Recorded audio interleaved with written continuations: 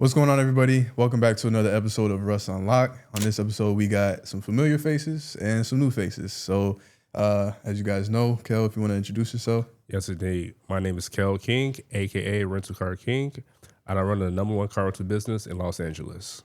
Awesome. And then to my right, we have Cheyenne. I'm the owner of Key Rider Rentals. I have locations in New York and in Miami.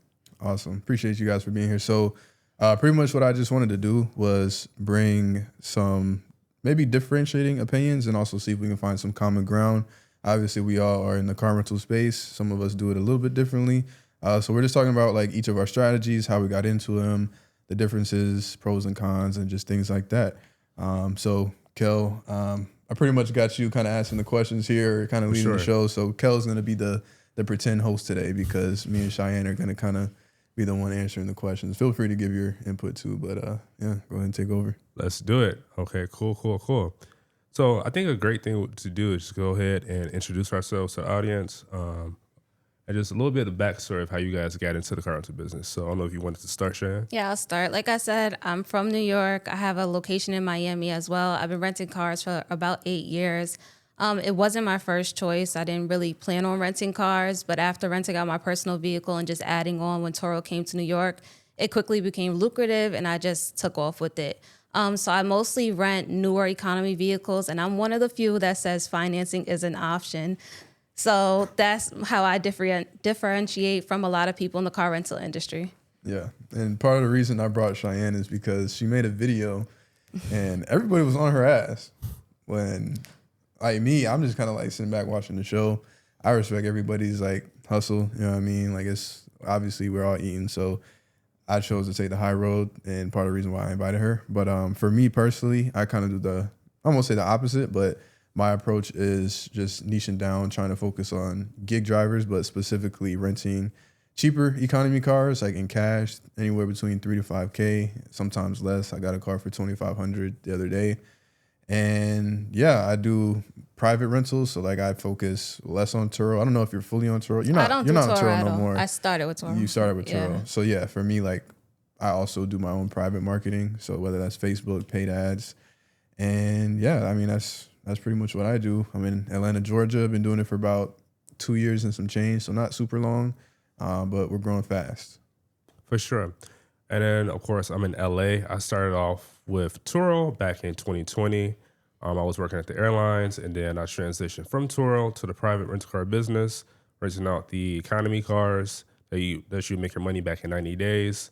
And I quit my job at the airlines about 2 to 3 years ago, and been able to make upwards of $50K a month from this business. So Sweet. So tell me a little bit about your operations, because you're running not two different businesses, but 2 different locations. So nice. How did that come about, and how difficult is it for you to like operate in 2 different locations like that? So to answer your last question, it's not really difficult for me at all because I have an amazing team. Like literally I can have them make decisions with my eyes closed and they could tell me about it later because everyone is that trustworthy. Like especially in my team, everyone wakes up and gives 100%. Like people don't even know the half of the stuff that like we've endured, and everyone from my team like literally just is amazing. So that's one of the biggest things.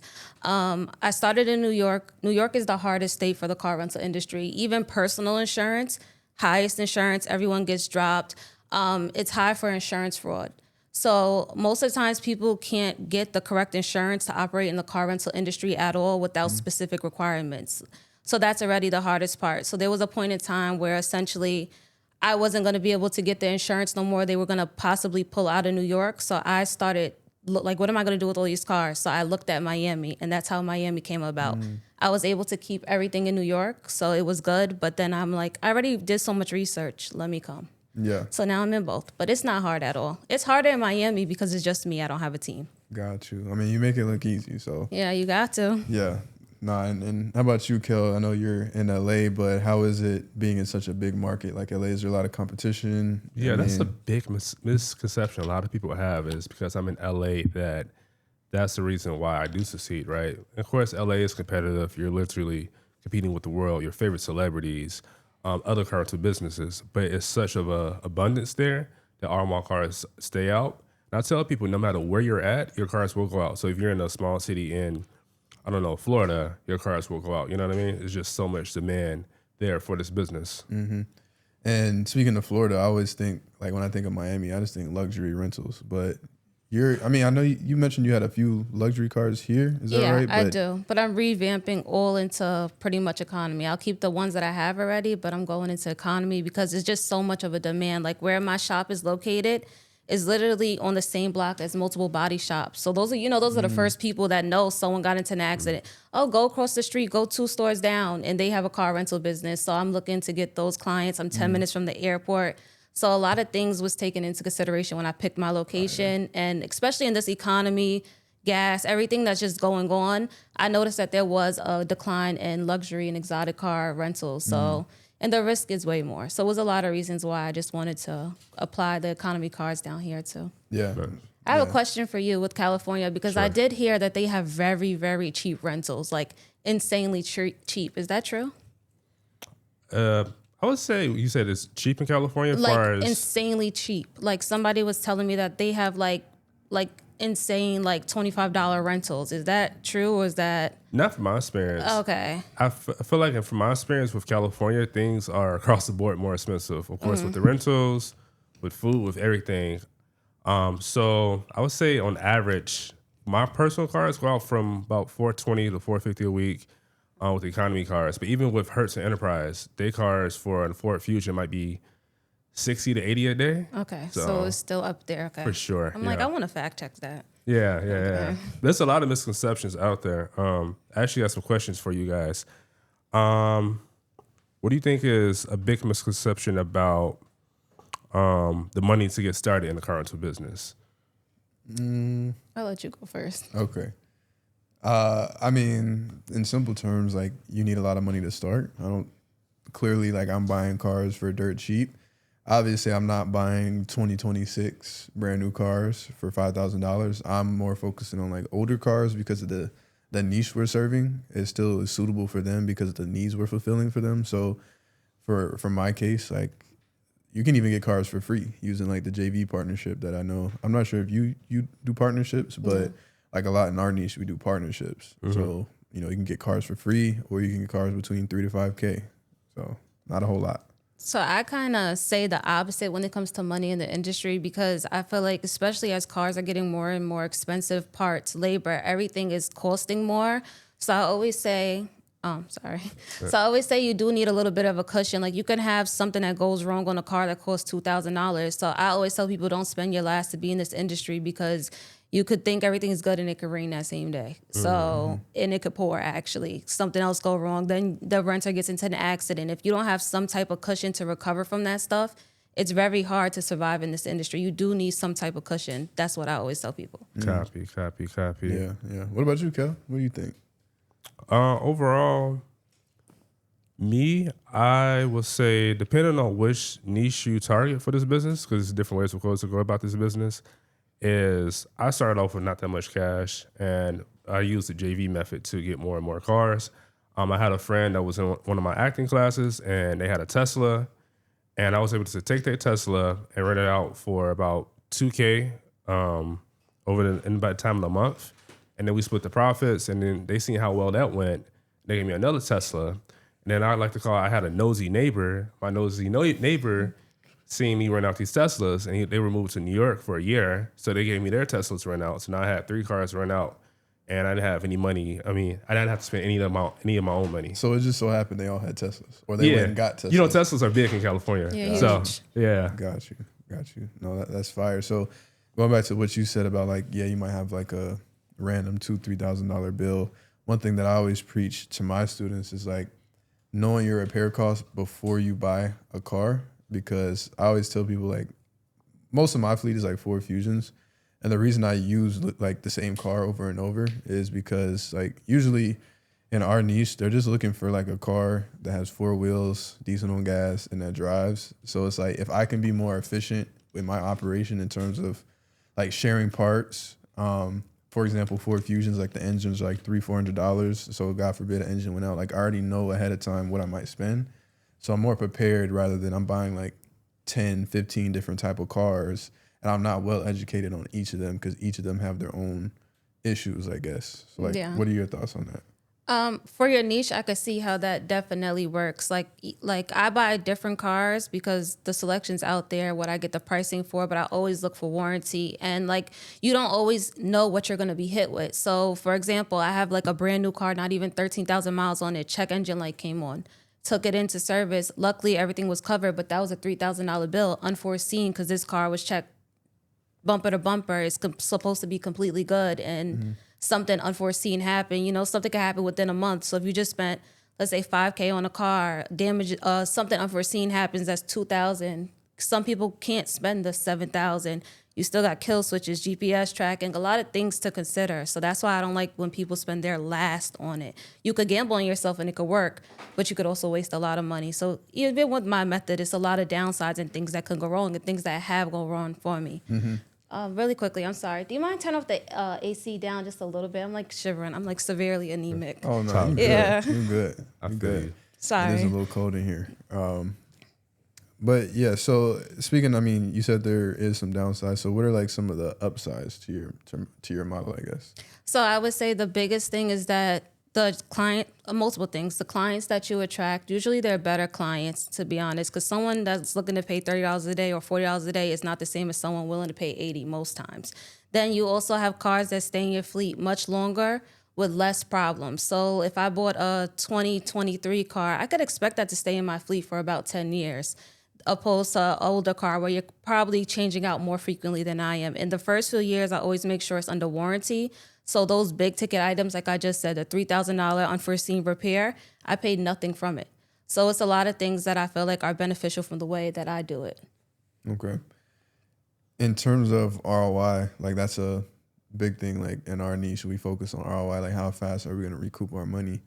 For you, do you like take profit at all, or do you like, or if you go buy like a $20,000 newer economy car, are you like pocketing money, or are you worried about paying down the loan as fast as possible? So right now, outside of my line of credit, I don't have any vehicles financed. Of course, I'm in this industry for a long time. I can go buy a car for $20,000. I can go buy a car, like I've done it plenty of times.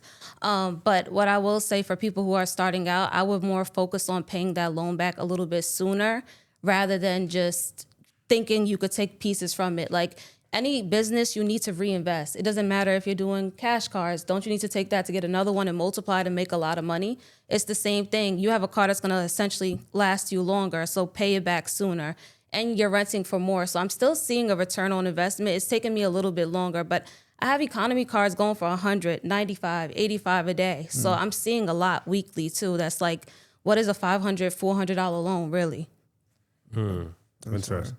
So what I found interesting is, what do you feel like is your main demographic of renters?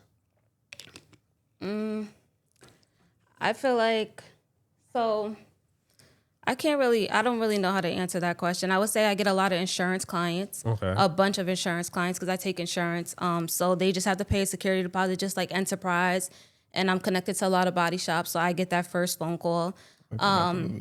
I also deal with a lot of people who don't like dealing with major companies. Like, you know, people who had the grandma or their aunt had a bad experience with Enterprise 20 years ago and swore to never rent from them. I just get a lot of people who like to support women, a lot of people who like to support Black-owned businesses. Like, it just really varies. Like, a lot of people just within my location, like, people just come in all the time. Like, when I was just in New York this past week, like, oh, I found you on Google. And it's like, great. So I feel like it's kind of from all over the place. It's not like really one specific. Copy. That makes sense. Especially with the insurance. Of course, insurance is going to pay a little bit more for their claimant. So that makes sense. They're going to pay out, $80, $90 a day for a car. So and it's guaranteed from insurance too. So you don't kind of worry about chasing anything. Like, I get checks in the mail at least once or twice a week from insurance. So it's good to have that. Then another group of people, like, I'll go into salon suites and like ask them, can I put my card on the billboards they have in there? And it's like, I get a lot of renters who make money every single day, but they're not using the car as much. Like, I have a lash tech that, oh, I just got to do one step, boo, and I'm going to send you the money. And it's like, okay, like, it's because she make money every day, but it's literally, I could check the location, it's just parked there for hours. So that's fire. Yeah. That's fire. What about our niche, Kel? I know what you mean. Well, yeah, in our niche, we all kind of like do the same thing, but have our own swag with it. Like, what do you think is our or your target audience per se? So, of course, it's the gig drivers. I don't know if you're doing completely delivery drivers. I do both Uber, Lyft drivers, and DoorDash drivers. But I have had experience with working professionals, right? So when I first went from Turo to private rentals, I had a guy who was an intern, and he wanted to keep the car for 3 months. Of course, he's having an internship, so he has the funds already there. He was ready to pay me $3K up front for the car, and it was a Toyota Camry. I was just like, just give me half now, and then if you like the car, give me the other half later. And he paid the whole $3K. The car was basically sitting there the whole time, so I could definitely see working professionals booking out your car for sure. But my main focus is economy gig drivers. So why do you think somebody would pay you $3K lump sum for a car that you probably bought damn near for $3K? Because between the car that I have and you said, what? Say it again? Yeah, like you said, the guy was about to pay you lump sum for the car. Yeah. So why would they pay you that for a car you probably, give or take, probably paid around that amount, or they can just go put that towards their own car? Like, why do you think they would? Well, one, he was out of state, so he came from New York, so he was coming to LA. So he was out of state, and then two, his job already gave him the money for the bag. If they bring you way out of state for internship, they're gonna pay for that. So I feel like that's why he was just so comfortable with just giving me that $3K. And then I had another intern a year after that, had an internship with Warner Brothers, and he basically did the same thing. So there's a specific niche for that. And I see that all the time where a lot of people say, oh, no one's paying $90 a day or no one's, but if their credit is messed up or they don't have access to it, or like even traveling nurses, they're not going to go buy a car. They're going to rent because they're only in town for a contracted time. So I do see sometimes where people do things that don't make sense, but it's literally keeping my business afloat. People making sometimes it's like flexibility. Yeah, you know what I mean? that too. Not being tied to it. They can get out when they want to. So it's a lot of reasons why people do it. Me, it doesn't make sense for me to pay $100 a day. You could be driving a lot of different things, but... Yeah, no, it's something you said before. Like, I didn't even think about it that way, and that's why I'm glad we're having this conversation, because she was saying, like, insurance claims. And, like, one thing I feel like we deal with is a lower tier customer. In my opinion, I don't know. You know what I mean? Lower tier customers. So sometimes like we might have to chase people a little bit or have a harder time with some knuckleheads. But like when you're getting guaranteed money from insurance, it's like you damn near can charge what you want. And I think that's fire. Yeah, for sure. Yeah, for sure. And of course, insurance is going to pay more. And then an insurance claim can take 2 weeks, 3 weeks, a few months. It all depends, right? So yeah. Where do you feel like the longest insurance claim client that you had? I would say about 2.5 months was the most. Like waiting for a part. But outside of that, it's usually within the 2 week. They try to do a good turnaround the body shop. So, because nobody wants to deal with a body shop like that, they'll be out of business. Yeah. What do you think like your average duration of rental is? Is it more like day to day or is it longer term? So I have some long term, and I always say that's why I allow short term, because some people become long term. Some people could pay for 3 days up front, but it's very hard getting out of a car when you need it. So I've had people who booked for 3 days and stayed in the car for 3 months, 4 months, and etc. But then I do have people who's just in town for a weekend, just needs the car for the weekend. So I'm open to it all because it's business, it's exposure. I don't want, all the cars don't need to be out every second, but most times I'm sold out. Like I've been sold out every pretty much week for the year, like winter and all. So it honestly varies, but I do have longer term clients, but mostly no one comes out to me and says, I want to be in your car for 6 months. It always just happens. Mm-hmm. Yeah. Yeah. I kind of What's the longest for you? Longest? Probably a little over a year. Yeah. A little over a year. Yeah. I don't think I have anybody that's been in for 2 years yet, but a little over a year. And I kind of feel like a record label company, like putting somebody in a 360 deal. Almost. Like, that's crazy. The type of people we serve is like, they get in the car. Most of the time they get in our car because they don't have the money to buy their own. They don't have good credit. Maybe don't have a credit card. Or I've had even people rent a car from me because they just don't want to put the miles on gig driving on their own car. So like to your point, they kind of get in the car. Oh yeah, I keep it for a few weeks, and then next thing you know, it's been 6 months. But it's kind of like they get in and just get comfortable. You know what I mean? It becomes their car. Yeah. So I see that all the time too. Like more so before I had a location, I would have people in my car for a very long time, like just every single day, cash app, cash app, cash app. So it does exist. Like people don't have the credit. People get comfortable. We handle the I don't know if you guys, do you guys handle the maintenance? Yeah. So I handle the maintenance. So for a lot of people, it was actually, especially in New York. So New York is another problem because tolls and tickets. Like you can get a $2 toll and a $50 fine. So they were actually taking people's cars, suspended registration. So they couldn't even go get another car registered under their name.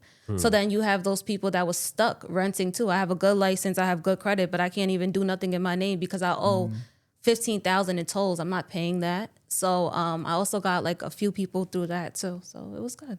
All right. Kel, what do you think? Well, maybe both of you guys. So me, I don't have a physical location. You have two. Do you have a physical location? I just got an office. Yeah. Correct. So are you going to use that office? Like, are you going to rent cars directly from that office? No, Or are you that's just gonna- for internal use. Got you. So do you think there's like certain pros and cons to having an office, or like why For not sure. having one versus having one? For sure. I feel like it can be a great perception piece.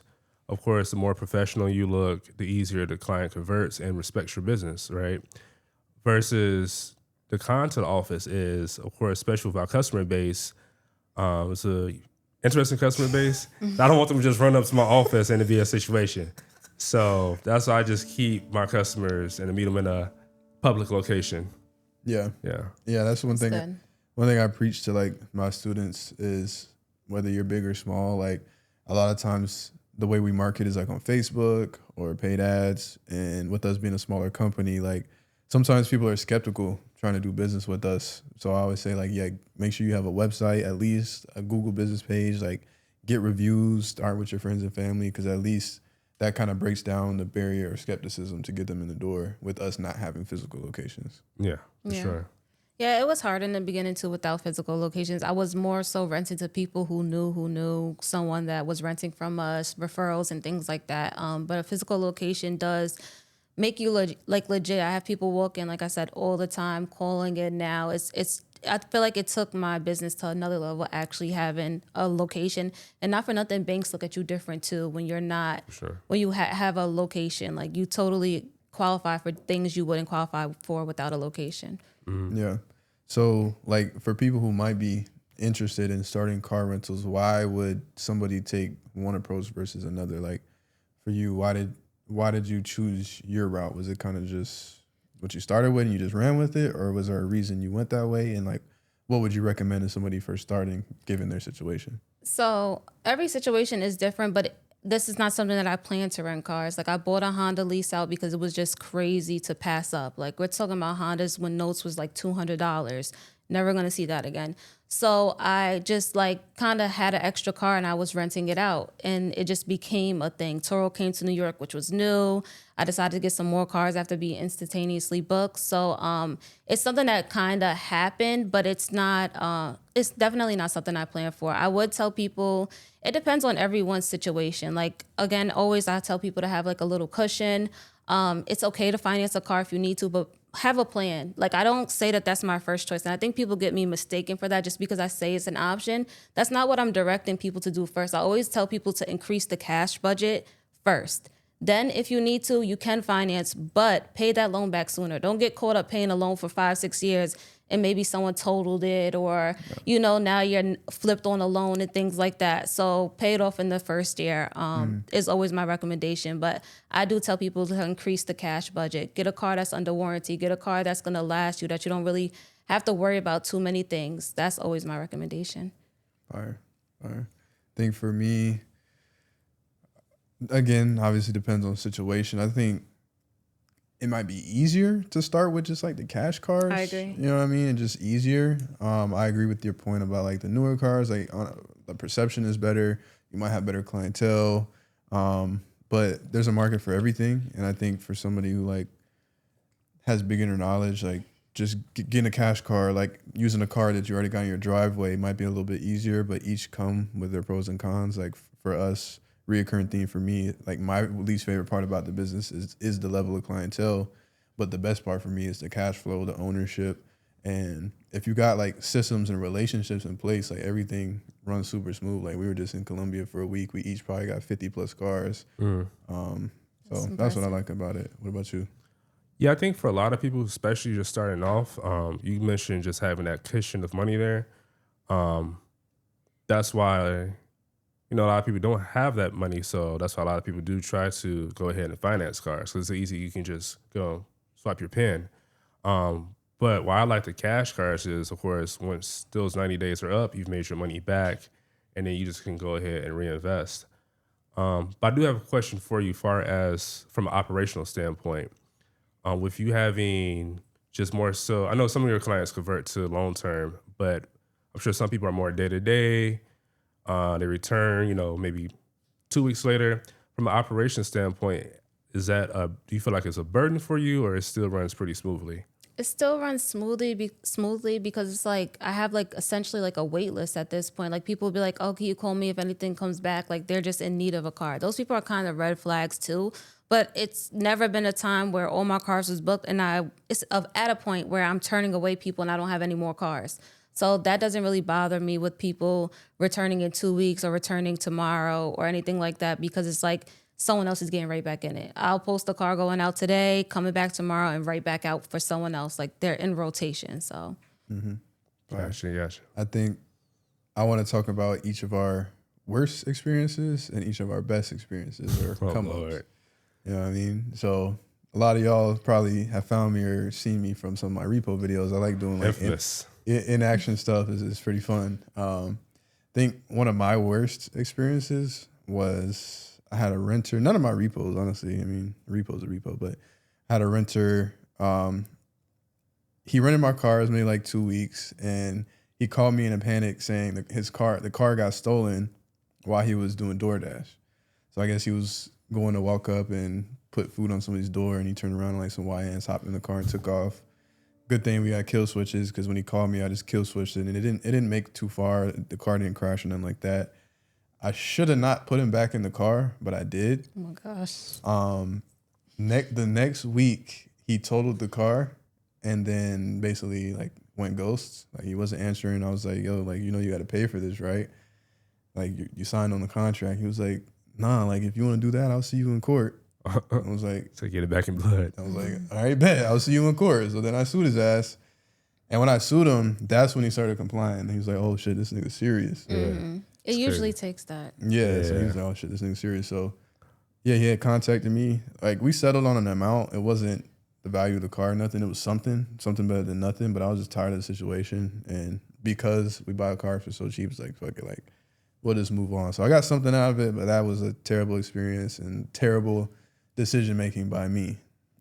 What about you? It's always when you double back. It's always like when you know that you shouldn't give them a second chance. Because something like that happened to me too. I gave some person too many chances, and it really ended up being a nightmare. But I would say the worst was when my car was in police possession. I had just financed the car, and I actually just got a settlement from it this year because I sued the city. Because apparently it's illegal to hold a car, and I have like an email chain of me reaching out to them like, hi, can I get an update? This was a rental vehicle. I have the contract, whatever case. And they basically ignored me to the point where I got so annoyed that I called a lawyer, and they're like, yeah, that's not legal. And they took over the case. I got my vehicle released, but I was stuck paying a car note for like 11 months that I had just gotten. So this is the downside. If something happens and you have a loan, like I had to pay that because that's my credit. So I had other cars too. So it was like really coming from that, but it still was like a nightmare. Like almost a year it was in police possession, and it wasn't like an act of a crime or anything for them to be doing that. So I'm like, yeah, that was a headache. Before I start with you, Kel, you said something, and by police possession, you mean like it was like impounded? Yeah, not like at a tow yard, but he basically was arrested while renting my vehicle. Yeah. So something like that happened to me couple of days ago, and the car was in the impound, and obviously it's a rental vehicle. I'm telling him it's a rental vehicle. Here's a rental contract. Like I had to pay like $500 to get it out of the tow yard. Is that like, should I be not doing that?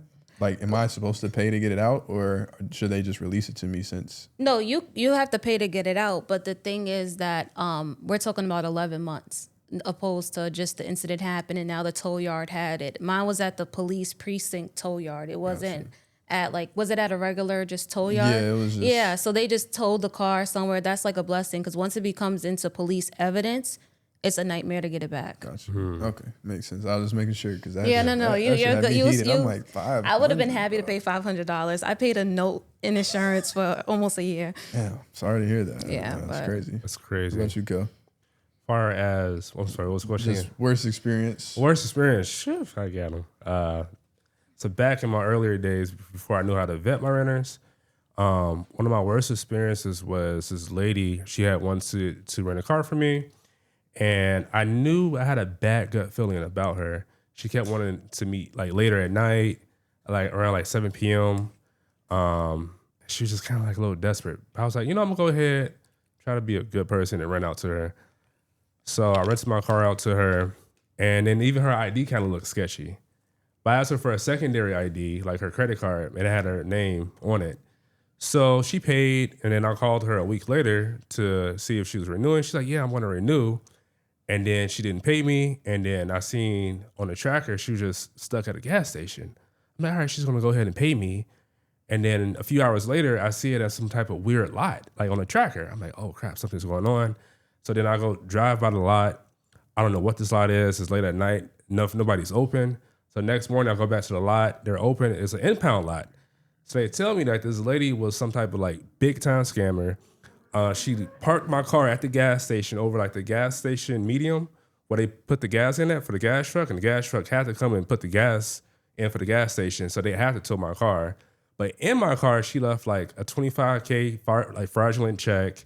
One of those credit card machines that you can make credit cards with, all types of crazy stuff. She left you charges. Yeah. All types of crazy. Kel's door like, yeah, yo, Kel, you scamming? Right. So it was a crazy experience. And then the money that she paid for the rental for that first week was how much I had to pay to get the car out the impound. It was like $400. So the moral of the story is like, go with your gut. Because you try to take shortcuts, you get cut short. Always. Yeah. And the more desperate the client, most times I feel like the worse they are. Mm-hmm. Like sometimes when people are too desperate, I don't even want to be bothered because it's like it's a red flag. Yeah, it's like, oh my gosh, yeah, no. It'll be the worst, and then they're the ones always asking, "Can I get a discount?" Or my son's in the hospital. Like I'm just like, yo, I don't give a damn. You should have violin playing. Yeah, I'm good. Yeah, it's so funny because I seen a video you posted like never let them know you're the owner, and I love that because I'd be like, hold on, let me speak to the owner, put it on mute. Like he said no. That's funny. Thanks. I turn around, put on my hat, put on my glasses, like, yeah. So now I want to end the people on a good note. So we scared them a little bit, but now I want to talk about like our best experience or maybe like a huge positive to what we do, and then we can kind of just end it off there. I would say the positive would be just having a successful business, having the freedom to work for yourself, do for yourself. Like it's a lot of work, but at the same time, it's a breath of fresh air to be able to take my daughter to school, to participate in certain things that I was at a job not able to do, to have that freedom. And with my business, like I really want to build a community, both in New York and Miami, like having events and stuff and bringing people together. So that's what I really love most about it right now. Awesome. That's what's up. What about you, Kel? For me, it's changed my life. I'm able to retire my mother. I'm able to travel where I want. But this business actually helps our customers, right? I've had so many people who tell me all the time, thank you so much for renting this car out for me. I didn't have any other options. I had some people that they had families and they were able to get their own car. And funny enough, they ended up calling me years later like, hey, we want to start renting out cars as well. So I think it just benefits everybody in some type of way. Yeah, for sure. No, 100%. I agree with you both. Like being able to provide a service that actually helps people. Also like super scalable. You know, it's for me, I've been doing it for just over 2 years. And like, in these 2 years, I've made the most money I've ever made in my entire life, which I'm young, but like just, it can happen fast. And with the right systems, right team, like it's a lot of time freedom too. Like we can move around, do what we want. We're here in Miami. You're back and forth from your places. So I just think just building a business in general is just fun and a great experience. And for those out there who are interested, where can they find you to maybe learn more about your business? So I'm the owner of Key Ride Rentals, so I have multiple pages, Key Ride Rentals. But my personal page, I post a lot of content, giving information about the industry, my day-to-day, and I could be found at Cheyenne.__S. Cool. Kel? Of course, my name is Kel King, a.k.a. Rental Car King. And then you can find me on Instagram at Rental Car King. Let's get it. Yes, sir. And you already know who it is, man. It's Russ Unlock. You already know where to find me at Russ Unlock. And I'm not even going to tell y'all my rental car page because I don't want y'all renting from me. But y'all not my audience anyway. But yeah, man, stay tuned for more and more podcasts coming soon, more guests. I appreciate everybody for being here, for helping out. And best of luck to both of y'all. Thank Yes, you. indeed. Thank you. Thank you.